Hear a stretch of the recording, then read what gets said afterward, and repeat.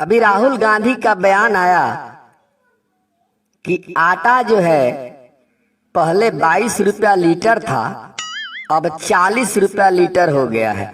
इस पर पूरा देश में बवाल मच गया है। जरा ये भी सुनिए तो।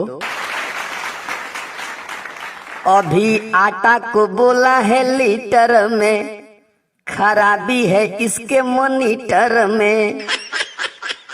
अभी आटा को बोला है लीटर में, खराबी है इसके मॉनिटर में। अभी आगे भी भेद खुलेगा यहीं कि करंट नहीं इसके हीटर में। यही कारण नहीं शादी किया, नहीं कोनो बच्चा को गोद लिया।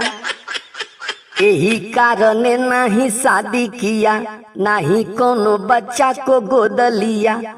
को जानत नहीं ये भेद सही, काहेला ये ऐसा बयान दिया। अभी नापेगा दूध को मीटर में, दिमाग नहीं है फटीचर में। कहाँ क्या बोलेगा न खुद पता, जनता को ये क्या समझाएगा। कहाँ क्या बोलेगा न खुद पता, जनता को ये क्या समझाएगा। वाह वाह। बोलते बोलते बीच ही में भई, आलू से भी सोना बनाएगा। कोई ज्ञान नहीं इसके भीतर में, ये हमेशा रहा भारी कीचड़ में। जब देश का नेता बनेगा पप्पू, विदेश में नाक कटाएगा। जब देश का नेता बनेगा पप्पू, विदेश में नाक कटाएगा।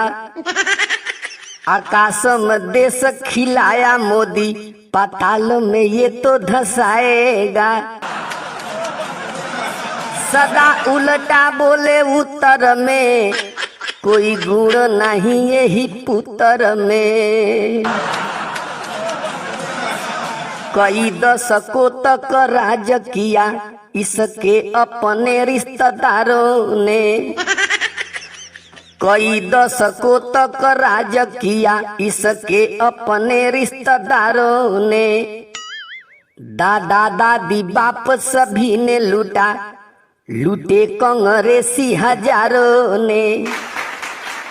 सोना चांदी मोती है बिस्तर में, अभी आटा को बोला है लीटर में। अभी आटा को बोला है लीटर में, खराबी है इसके मॉनिटर में। खराबी है इसके मॉनिटर में, खराबी है इसके मॉनिटर में।